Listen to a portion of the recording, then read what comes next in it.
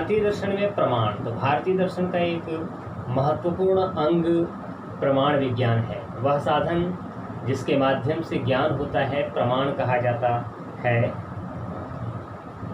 भारतीय संदर्भ में हम कह सकते हैं कि प्रमाण के संदर्भ में भारतीय दार्शनिकों में मतैक्य नहीं है, एकता नहीं है, मत की एकता नहीं है। भारत के दार्शनिकों ने अपने अपने तरीके से प्रमाण पर विचार किया है। प्रमाण सिद्धांत की व्याख्या करने से पहले ये जानना आवश्यक है कि प्रमाण है क्या। प्रमाण की परिभाषा देते हुए कहा जा सकता है कि वह साधन जिसके द्वारा ज्ञान होता है प्रमाण कहा जाता है। गलत ज्ञान को अप्रमा और सही ज्ञान को प्रमा कहा जाता है। प्रमा के 3 अंग हैं, प्रमाता, प्रमेय और प्रमाण। वह जो ज्ञान प्राप्त करता है प्रमाता कहा जाता है। जिस विषय का ज्ञान होता है उसे प्रमेय कहते हैं और जिस माध्यम से ज्ञान होता है उसे प्रमाण कहा जाता है। यहाँ हम प्रमाण की विस्तृत चर्चा करेंगे, प्रमाण की परिचर्चा करेंगे। विभिन्न भारतीय दार्शनिकों ने प्रमाण की संख्या भिन्न भिन्न स्वीकार की है। चार्वाक, जिसे नास्तिक शिरोमणि कहा जाता है, उन्होंने सिर्फ एक प्रमाण प्रत्यक्ष को स्वीकार किया है। बौद्ध दर्शन और वैशेषिक दर्शन में 2 प्रमाण प्रत्यक्ष और अनुमान को स्वीकार किया गया है। जैन दर्शन, सांख्य दर्शन और योग दर्शन में 3 प्रमाण को स्वीकार किया गया है, प्रत्यक्ष, अनुमान और शब्द। न्याय दर्शन में 4 प्रमाण प्रत्यक्ष, अनुमान, शब्द और उपमान को माना गया है। प्रभाकर मीमांसा 5 प्रमाण मानता है, प्रत्यक्ष, अनुमान, शब्द, उपमान और अर्थापत्ति। जबकि भट्ट मीमांसा और वेदांत दर्शन में 6 प्रमाण प्रत्यक्ष, अनुमान, शब्द, उपमान, अर्थापत्ति और अनुपलब्धि को स्वीकार किया गया है। आगे चलकर पुराणों का अध्ययन करने पर हम पाते हैं कि वहाँ इन 6 प्रमाणों के अतिरिक्त संभव और ऐतिह्य नामक 2 अन्य प्रमाणों को भी स्वीकार किया गया है। भिन्न भिन्न दार्शनिकों ने भिन्न भिन्न दृष्टिकोण से प्रमाण एवं प्रमाण शास्त्र की व्याख्या की है और इन सभी प्रमाणों की संक्षिप्त व्याख्या अपेक्षित है, जिस पर हम अभी परिचर्चा करेंगे।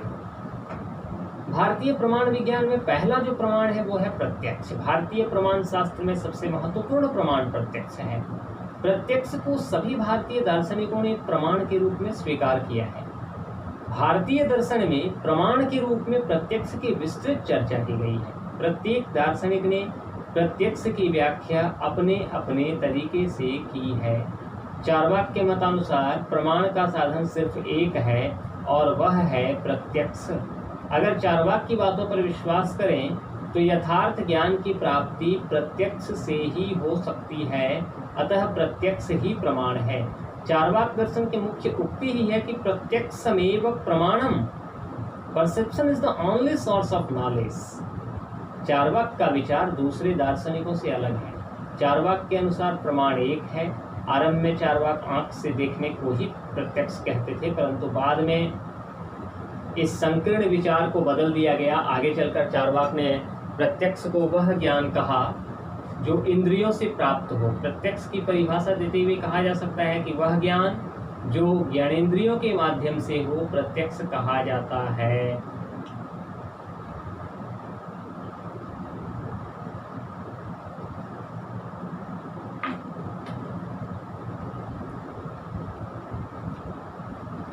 इस परिभाषा का विश्लेषण करने पर हम इनमें 3 बातें पाते हैं, इंद्रिय, वस्तु और सन्निकर्ष। परंतु इस परिभाषा पर गौर करने पर हम ये पाते हैं कि प्रत्यक्ष की ये परिभाषा अव्याप्ति दोष, चक्रक दोष और अतिव्याप्ति दोष से ग्रसित है।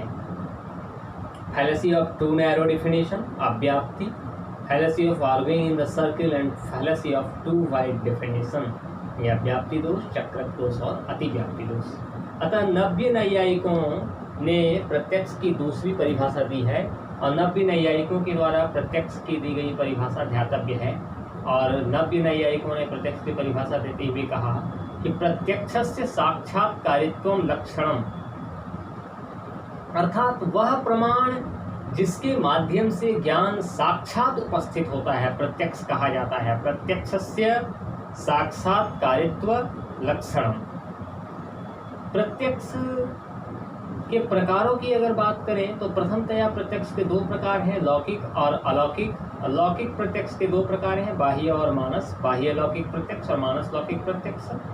अलौकिक के 3 प्रकार हैं, सामान्य लक्षण प्रत्यक्ष, ज्ञान लक्षण प्रत्यक्ष, योगज प्रत्यक्ष। और इसके आधार पे प्रथम दृष्टतया प्रत्यक्ष के 2 प्रकार, लौकिक और अलौकिक। अब लौकिक को बताते हुए कहा जाता है कि जब इंद्रियों का वस्तुओं से साधारण संबंध होता है तब उसे लौकिक प्रत्यक्ष कहा जाता है। लौकिक प्रत्यक्ष 2 प्रकार का होता है, बाह्य और मानस। जब बाहरी इंद्रियों से वस्तु का संपर्क होता है तब उसे बाह्य लौकिक प्रत्यक्ष कहा जाता है, और आंतरिक इंद्रिय अर्थात मन से जब वस्तु का संपर्क होता है तब उसे मानस लौकिक प्रत्यक्ष कहा जाता है। बाह्य लौकिक प्रत्यक्ष 5 प्रकार के होते हैं, चाक्षुष, श्रोत्र, घ्राणज, रासन और स्पर्श। एक दूसरे दृष्टिकोण से लौकिक प्रत्यक्ष के 2 प्रकार होते हैं, सविकल्प और निर्विकल्प। सविकल्प प्रत्यक्ष में वस्तु के प्रत्यक्ष होने के साथ साथ उसके गुणों का भी प्रत्यक्ष होता है, जबकि निर्विकल्पक प्रत्यक्ष में सिर्फ वस्तु का ही प्रत्यक्ष होता है, उसके गुणों का नहीं होता है। कुछ विद्वानों ने सविकल्पक प्रत्यक्ष के एक विशेष रूप को प्रत्यभिज्ञा कहा है। भूतकाल में देखी हुई वस्तु को पुनः पहचान लेना प्रत्यभिज्ञा कहा जाता है। अलौकिक प्रत्यक्ष दूसरा प्रकार है प्रत्यक्ष का, इंद्रियों का वस्तुओं के साथ हुआ असाधारण संबंध अलौकिक प्रत्यक्ष कहा जाता है। अलौकिक प्रत्यक्ष के 3 प्रकार हैं, सामान्य लक्षण, ज्ञान लक्षण और योगज। जिस प्रत्यक्ष से जाति का प्रत्यक्ष हो उसे सामान्य लक्षण प्रत्यक्ष कहा जाता है, और वह प्रत्यक्ष जिससे वस्तु के गुणों का प्रत्यक्ष हो ज्ञान लक्षण प्रत्यक्ष कहा जाता है। व्यावहारिक जगत में हम पाते हैं कि साधारणतः हमारा ज्ञान इंद्रियों तक सीमित रहता है, परंतु कुछ लोग ऐसे भी होते हैं जो इंद्रियों से परे की वस्तुओं का प्रत्यक्ष कर लेते हैं। ऐसे प्रत्यक्ष को योगस कहा जाता है। योगस के 2 प्रकार हैं, युक्त और युंजान।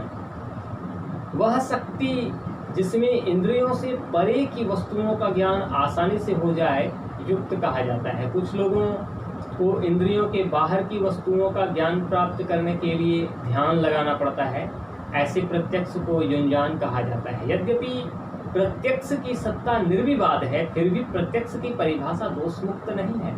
चार्वाक प्रत्यक्ष की परिचर्चा करते हुए कहते हैं, प्रत्यक्षमेव प्रमाणम, perception is the only source of knowledge. इस परिभाषा से यह स्पष्ट होता है कि प्रत्यक्ष ही प्रमाण है, लेकिन कभी कभी प्रत्यक्ष से प्राप्त ज्ञान भी गलत हो जाता है।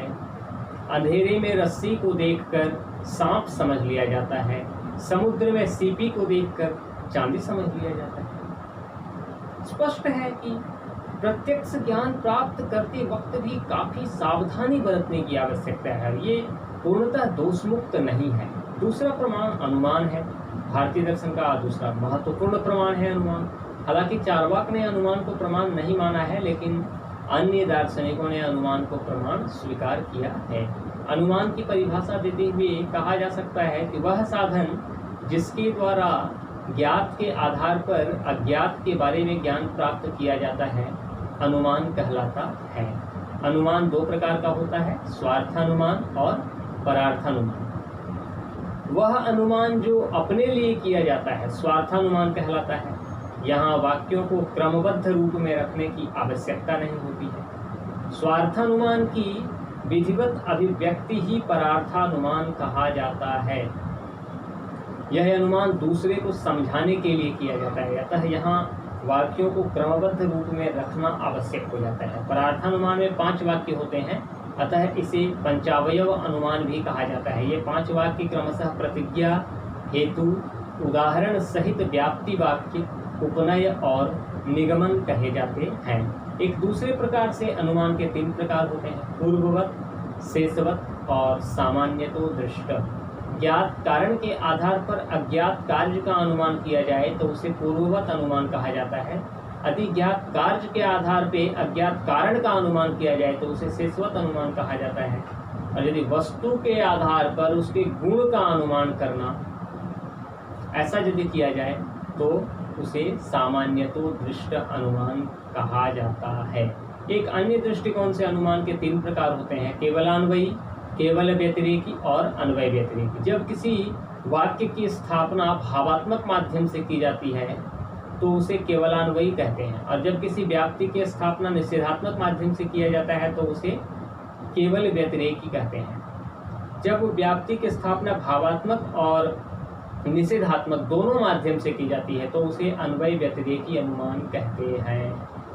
भारतीय दर्शन में अनुमान का बहुत ही महत्वपूर्ण स्थान है, फिर भी ये अनेक दोषों से ग्रसित है। अनुमान का एक महत्वपूर्ण दोष हेत्वाभास है।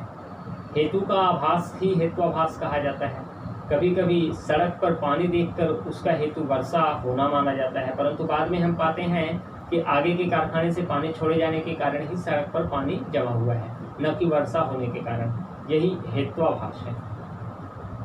तीसरा प्रमाण है शब्द। भारतीय दर्शन का ये बहुत ही महत्वपूर्ण प्रमाण है। सांख्य, योग, न्याय, मीमांसा और वेदांत दर्शन शब्द को प्रमाण के रूप में स्वीकार करता है। न्याय दर्शन भी शब्द प्रमाण का जोरदार समर्थक है। चार्वाक, बौद्ध और जैन शब्द को प्रमाण नहीं मानता। वह ज्ञान जो शब्दों के माध्यम से प्राप्त होता है शब्द प्रमाण से हुआ ज्ञान कहलाता है। आप्त पुरुष के वचनों को शब्द कहा जाता है। आप्तोपदेश शब्द या आप्त वाक्य शब्द। शब्द दो प्रकार के होते हैं, वैदिक और लौकिक। वेद रूपी प्रमाण वैदिक कहे जाते हैं, जबकि साधारण मनुष्य के कथन को लौकिक शब्द कहा जाता है। लौकिक शब्द असत्य हो सकते हैं, लेकिन वैदिक शब्द असत्य नहीं हो सकते। एक अन्य दृष्टिकोण से शब्द के दो प्रकार होते हैं, दृष्टार्थ और अदृष्टार्थ।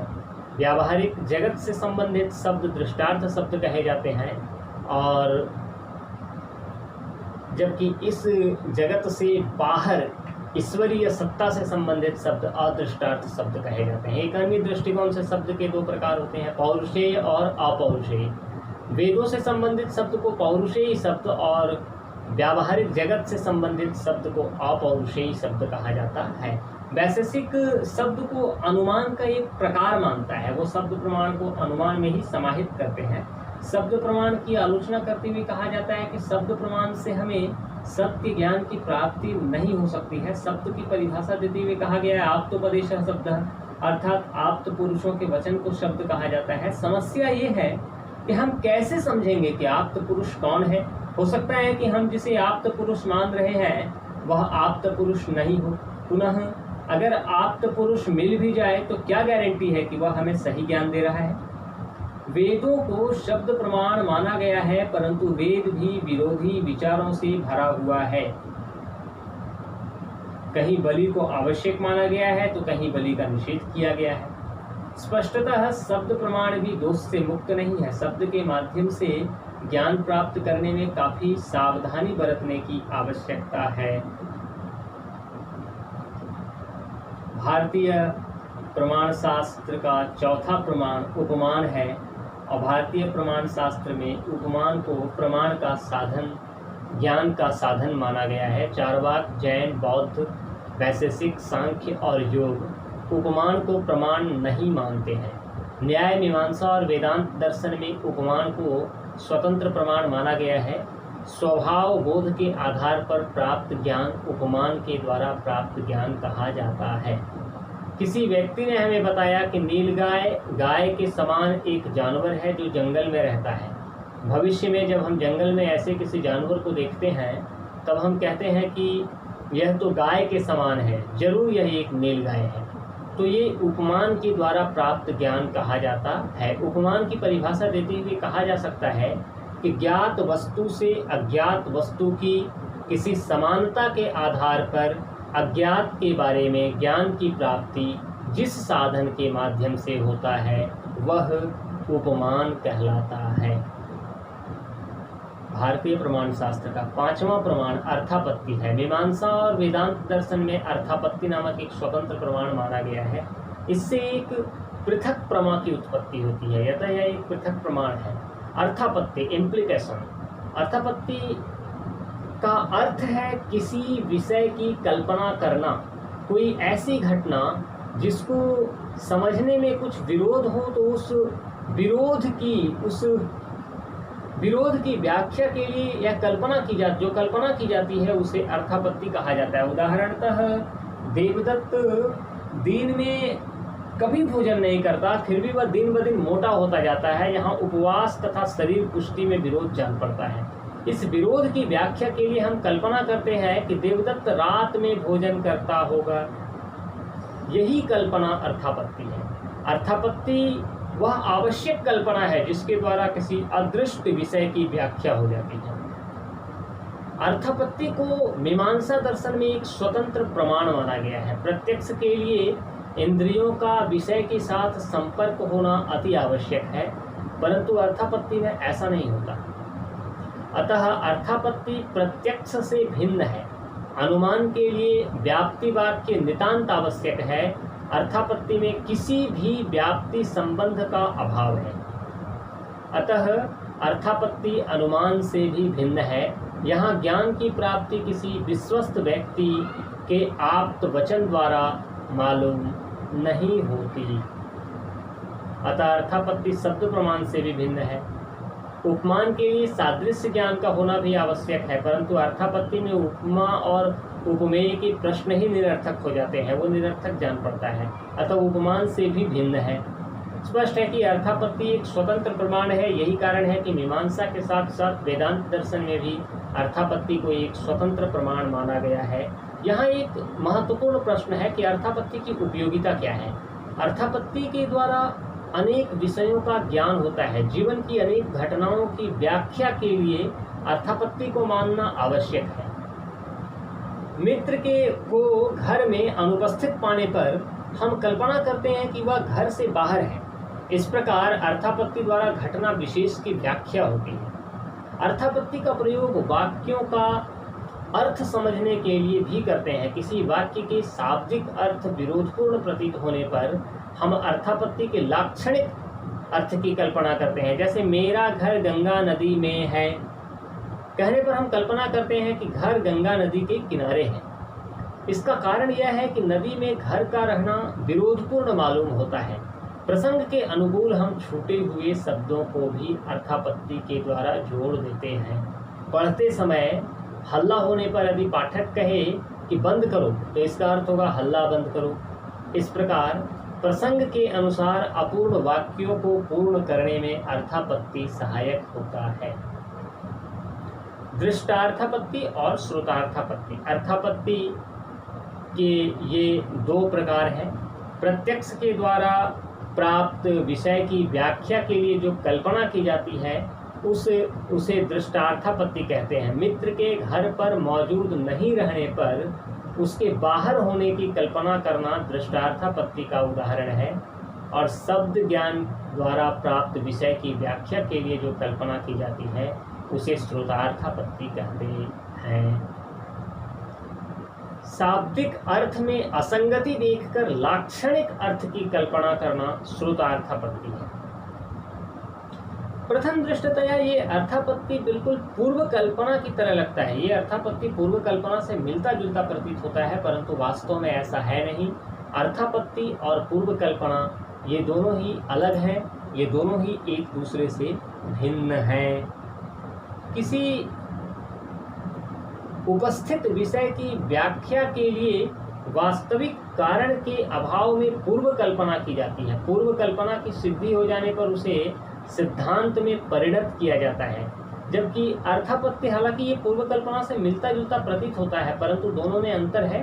अर्थापत्ति का प्रयोग किसी विरोधपूर्ण स्थिति की व्याख्या के लिए होता है। पूर्व कल्पना के प्रयोग के लिए परिस्थिति का विरोधपूर्ण होना आवश्यक नहीं है। यूँ कहें कि अर्थापत्ति के लिए दो विरोधी वाक्यों का होना आवश्यक है, जबकि पूर्व कल्पना में विरोधी वाक्यों का होना आवश्यक नहीं है। स्पष्ट है कि पूर्व कल्पना का क्षेत्र अर्थापत्ति के क्षेत्र से अधिक व्यापक है। पुनः पूर्व कल्पना एक प्रकार का अनुमान है, परंतु अर्थापत्ति को भारतीय दर्शन में एक स्वतंत्र प्रमाण माना गया है। पुनः अर्थापत्ति में पूर्ण निश्चितता का भाव रहता है, जबकि पूर्व कल्पना में निश्चितता का भाव नहीं रहते हैं। भारतीय दर्शन का छठा प्रमाण और एक बहुत ही महत्वपूर्ण प्रमाण है अनुपलब्धि। भट्ट मीमांसा और वेदांत दर्शन में अनुपलब्धि को भी एक स्वतंत्र प्रमाण माना गया है। इसे अभाव भी कहा जाता है। कोठरी में घड़ा नहीं है अर्थात घड़े का अभाव है। यह ज्ञान अनुपलब्धि से ही प्राप्त होता है। अनुपलब्धि से वस्तु के अभाव का साक्षात ज्ञान हो जाता है। ये जिन 6 प्रमाणों की अभी हमने चर्चा की प्रत्यक्ष, अनुमान, शब्द, उपमान, अर्थापत्ति और अनुपलब्धि, इन 6 प्रमाणों को भारतीय दर्शन में महत्वपूर्ण स्थान प्राप्त है। खंडन और मंडन के बीच ये प्रमाण निरंतर पक्का होते जा रहे हैं।